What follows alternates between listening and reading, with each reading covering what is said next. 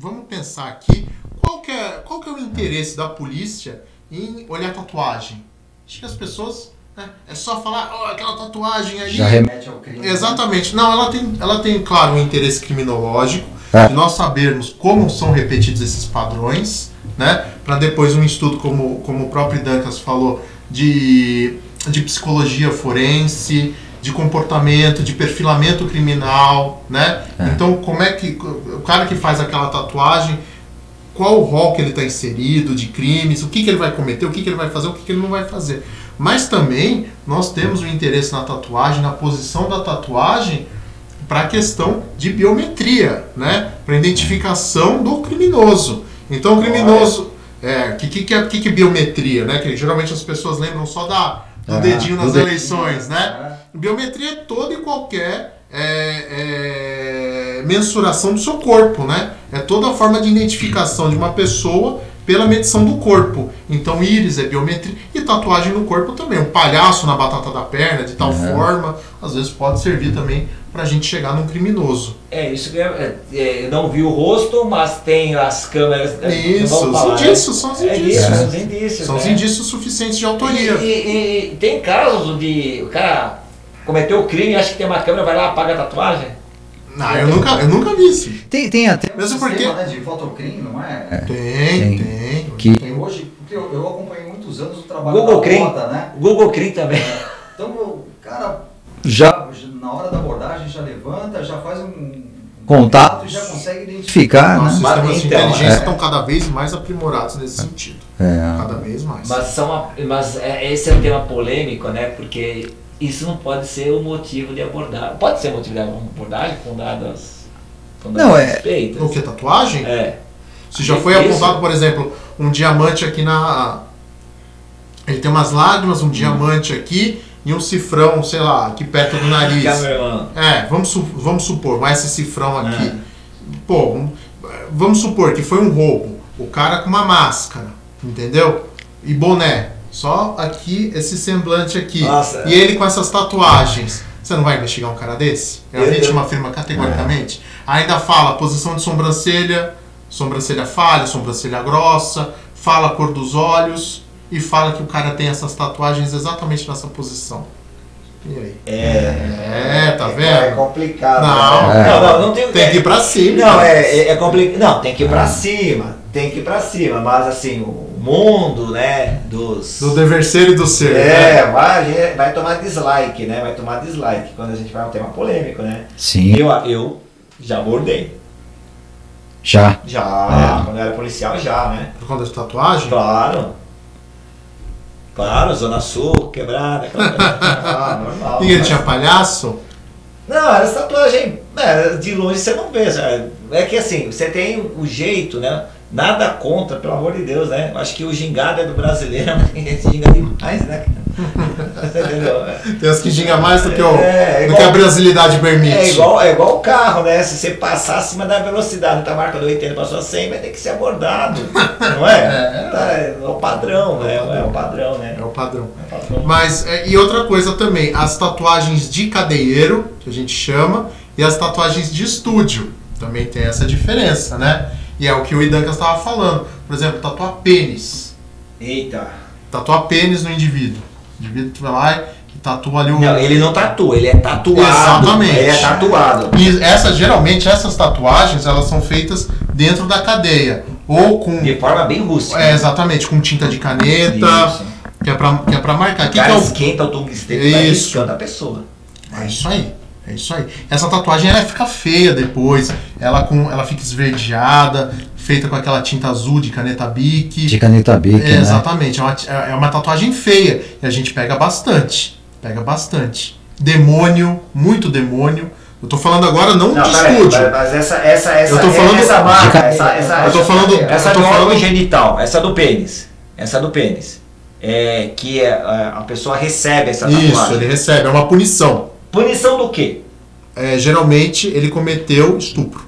Ele cometeu um crime. Isso, um crime sexual. Não importa, um crime sexual, mas não importa qual seja a vítima. Não importa qual seja a vítima. Geralmente mulheres, né? Não, sim, mas assim, não importa qual seja a vítima. Não importa. Tá. Aí ele recebe um pênis. Tá. Isso está escrito aonde? É um código de ética? Como funciona legal, isso isso aí? aí é De legal. onde que vem isso? Eu acho que a Isso é galera legal. que está nos assistindo, né, Elias? De onde que vem? Porque a gente sabe, ó, estuprador, comoção social, entrou na delegacia, aí a gente não sabe mais, né? Porque aí tem toda a proteção social do Estado, beleza. Mas onde que está esse código? Ou esse escrito? Não, ele não é. Ele é uma lei entre os presos, né? Igual É uma doutrina, né? Exatamente, doutrina. exatamente. Uma Não, doutrina. é uma norma mesmo. Ela só não é uma norma institucionalizada. É um direito consuetudinário. Não, que não é escrito. é o que a gente chama de norma social, né? E na verdade ela vem aí numa contra-regra, que é uma espécie de código de conduta, né? Toda vez que você tem um código de conduta objetivado, é o que a gente chama de ética, né? Os gregos chamavam de ética. Então, na verdade, é um código é uma ética entre os presos. Como eles têm mãe, como eles têm irmã, como eles têm filha, né? Eles não veem com bons olhos aquele que pratica um crime de violência sexual. Porque o que eles veem com bons olhos? Quem está ali porque roubou, porque precisa, né? Quem é o ladrão, quem é o traficante. Tem ladrão que rouba e precisa e ele é enaltecido, tem um ladrão que rouba não precisa. Não, geralmente eles sabe quem é muito enaltecido dentro dessa lei deles aí? O estelionatário. Porque o estelionatário é aquele cara que pega dinheiro dos outros sem praticar violência e grave ameaça. É o nerd do bandido. O nerd não, do... sério, estamos inaugurando aqui o nerd do bandido. É o estelionatário. Existe o código da cadeia. Existe esse código da cadeia. Né? Isso é feito lá. Cadê a honra da pessoa? A gente tá falando não é honra, não é código de honra. Honra não, mas é o código. É um código deles, Isso existe, isso é antigo, aliás. Isso existe. Né? Isso é trazido de... isso é... Por exemplo, né, se você pega a formação do Comando Vermelho, foi quando se misturou presos políticos com presos comuns. Então, esse negócio de misturar preso nunca deu bom, assim, né? Usando a linguagem popular aqui no Brasil. Isso sempre trouxe alguns reflexos, né? Então, pegar e colocar um cara que tem uma inteligência acadêmica com um cara, às vezes, que tem o sangue frio de um homicida, de um assaltante de banco, de um cara que mexe com explosivo, com armamento, deu no que deu, né? Deu no que deu. Interessante, isso é interessantíssimo. Tinha uma pergunta sobre os pontinhos aí, né? Vamos ver a tatuagem. Vamos ver os pontinhos. Os pontinhos são clássicos, né? Os pontinhos, né? Bem interessante, né? E isso é dinâmico também, a tatuagem. A dinâmica da tatuagem. Isso muda, viu? É uma coisa diferente, né? Isso muda. Na teoria clássica, né? Um ponto representa aquele ladrão que está no estágio inicial da sua carreira, né? Os caras falam de punguista e tal, né? Fala do punguista, talvez, não sei nem se tem isso daí. Um pontinho os crimes de menor potencial ofensivo, aqueles crimes sem violência ou grave ameaça. Geralmente um pontinho está associado a isso. Sabe que... Esse aí é high, né? Esse aí é chefão. Esse é chefão. Esse aí tem 9. Tem relatos que 2 pontinhos era estuprador no isso, passado, ou né? qualquer pontinho no rosto. Ou qualquer pontinho. Qualquer pontinho no rosto? Também. Então não é negócio artístico. Não. Porque a gente faz um pontinho no rosto como se fosse algo artístico. Não, pode ser, Dancas. O cara acha bonito fazer uma mulher que acha bonito fazer a pintinha igual da Marilyn Monroe. Você entendeu? Não, mas, né, é tudo contexto, 4 pontinhos, 4 pontinhos, né? 4 pontinhos é o roubador, salvo engano. Não é tráfico também? Pode ser tráfico. Pode ser tráfico também. Pode ser tráfico, né? Pode ser tráfico. Esse daí que a gente tá vendo ali pode ser tráfico, né? E quem faz esse pontinho? Isso aí também é tatuagem na cadeia para eles se identificarem. Mas, assim, eu não posso fazer os pontinhos. Eu entro no código de honra, né? Isso é muito fechado para nós, né? Isso é muito fechado. Tudo aquilo que a gente sabe sobre ele... líder, hein? Isso é líder, né? 5 e 9 geralmente são líderes. São líderes? São líderes. De 5 a 9. A primeira imagem que ela colocou refletia, acho que 9, né? 9 geralmente é chefe de organização. Isso aí é exatamente, eles fazem esse tipo de pontinho, né? Não é estanque. Como a polícia chegou nisso? Olhando o que eles tinham, a tatuagem e as condenações e a capivara deles. Aí se chegou geralmente nessa... Porque isso é muito fechado. né? Mas tem o X9, que fala. O X9, mas o X9 não tem pontinho. Não, sei, mas ele fala. Geralmente tem os boca aberta, né? Todo lugar tem. Mas mas isso aí é muito fechado. E eles usam isso aí para se identificar dentro da cadeia. Porque... Mas ele chega lá, eu acho que essa pergunta da honra tem a ver assim, ó, eu sou chefe de uma organização lá de alguma coisa assim.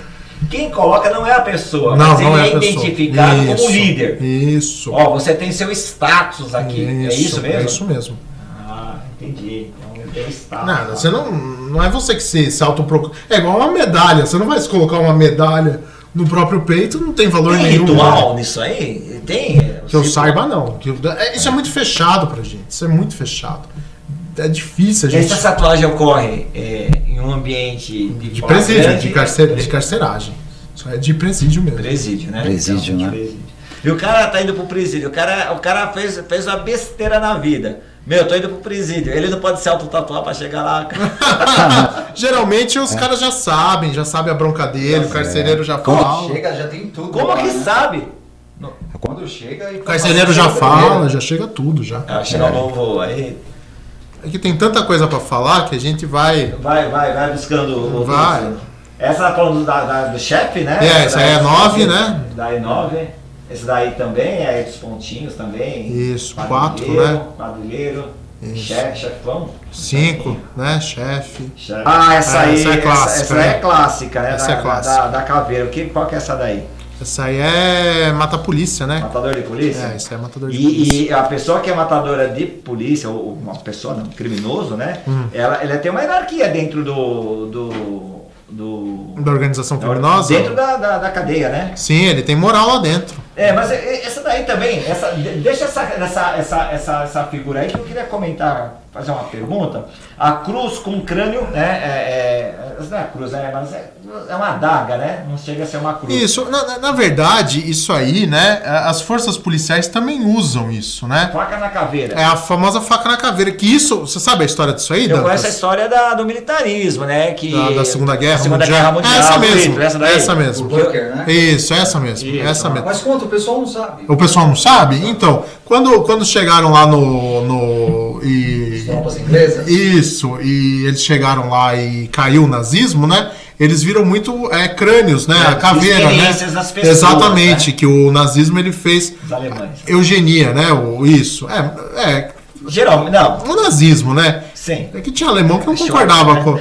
Não, mas eu sou judeu. Ah, tá certo. Eu não sou alemão, não. Tá bom, tá certo. Tá certo. Inclusive, meu bisavô foi vítima lá, enfim. Bem, meus avós também fugiram, são refugiados da Segunda Guerra Mundial, né? Porque a Rússia invadiu a parte da Polônia, e Dancas é lituano, teve todo esse problema. O meu é Schwartz, Leonardo Então Schwartz. meus avós são fugidos de guerra. Serra, Charlie, Hotel, Whisky, Alfa, Romeo, Tango, Zulu, Schwartz.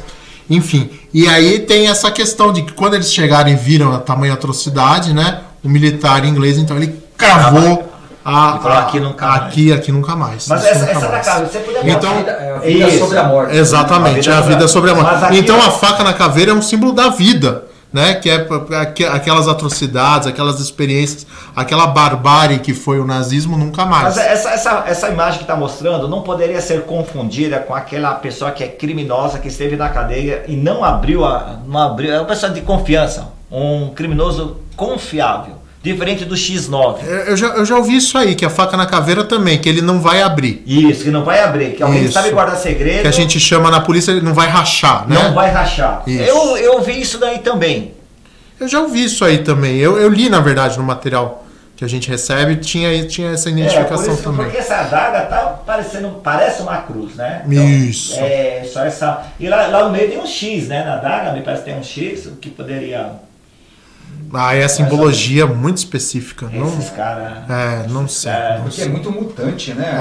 Mas cada um faz da forma como ele bem entende, né?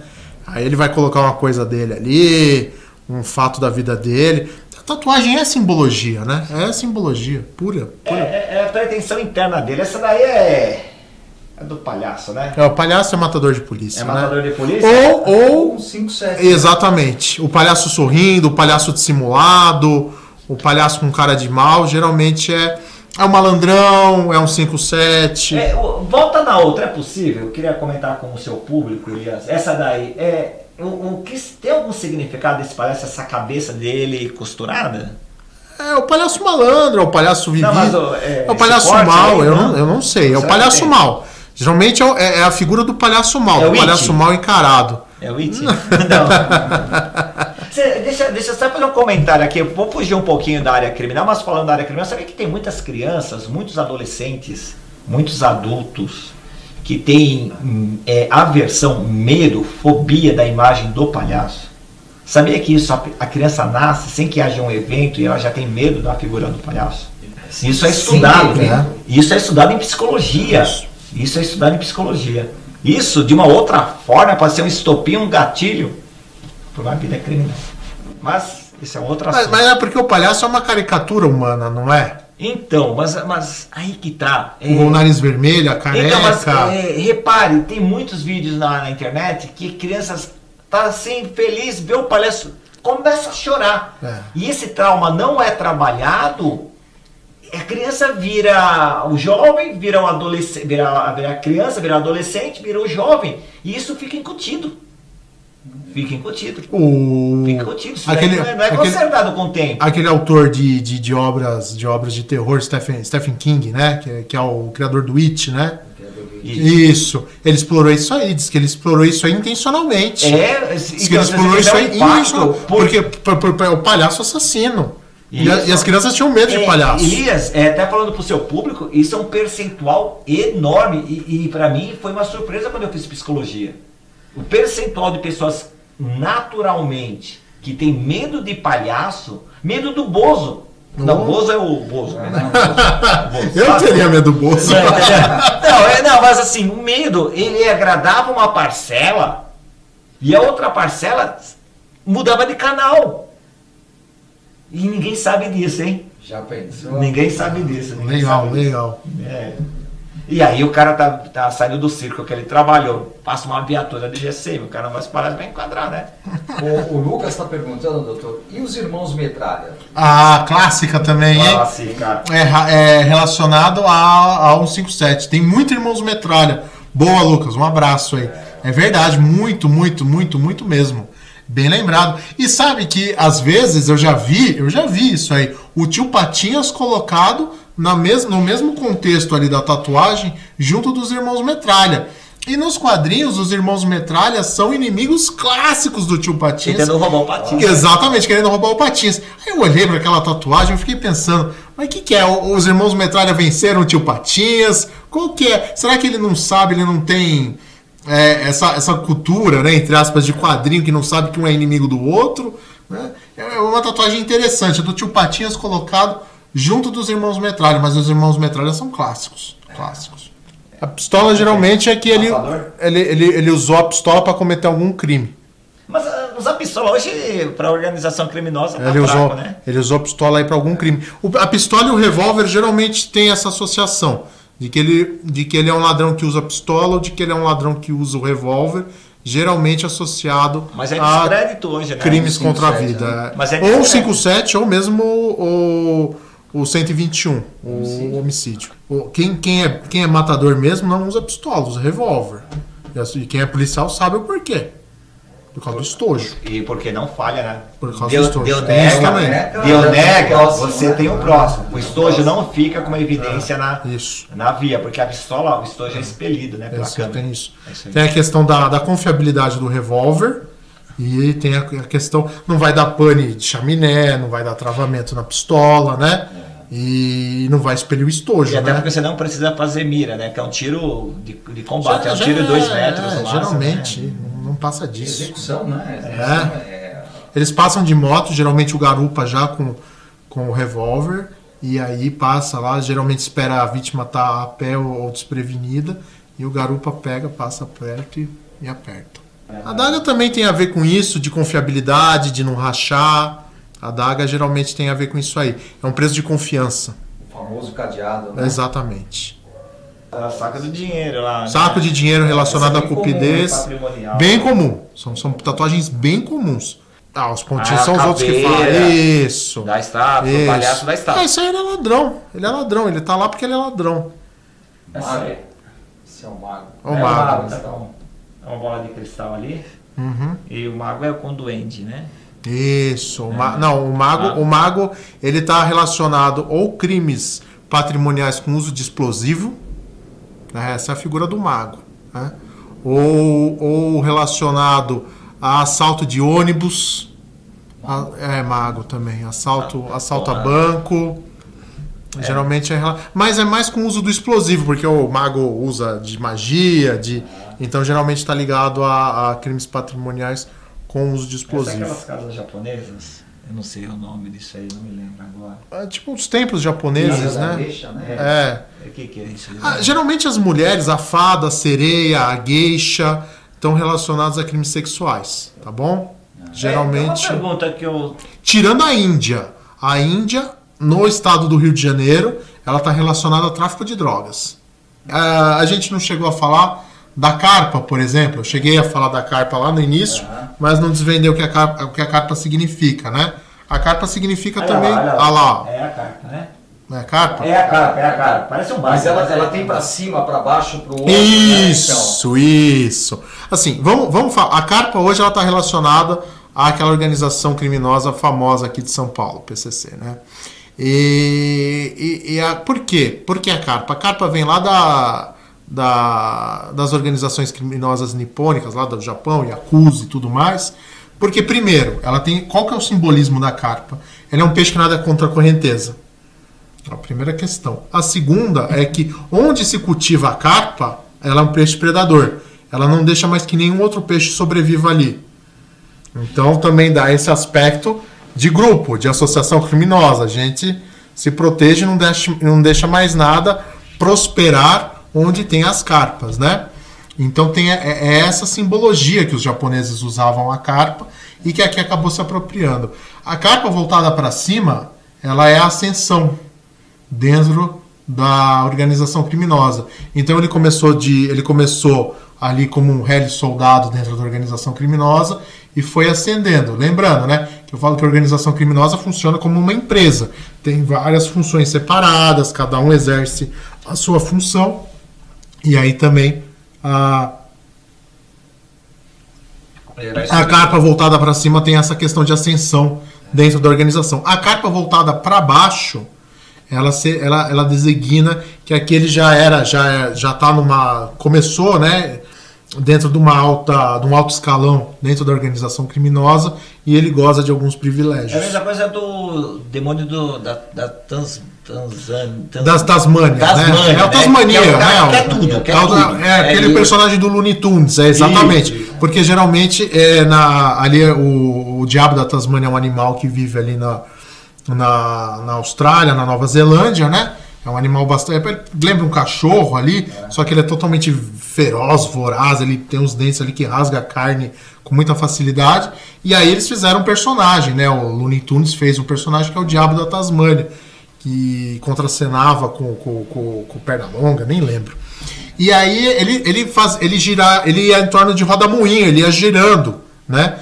E aí tem esse lado também do cara que é louco, do cara que sai rasgando tudo, sai girando, sai detonando, sai destruindo. Então esse personagem aí tem a ver com isso. O Papaléguas, o Ligeirinho também. O Chuck também é bem comum, né? O Chuck também ele denota perversidade, né? Ele é o cara que é sangue frio, que não se arrepende daquilo que fez.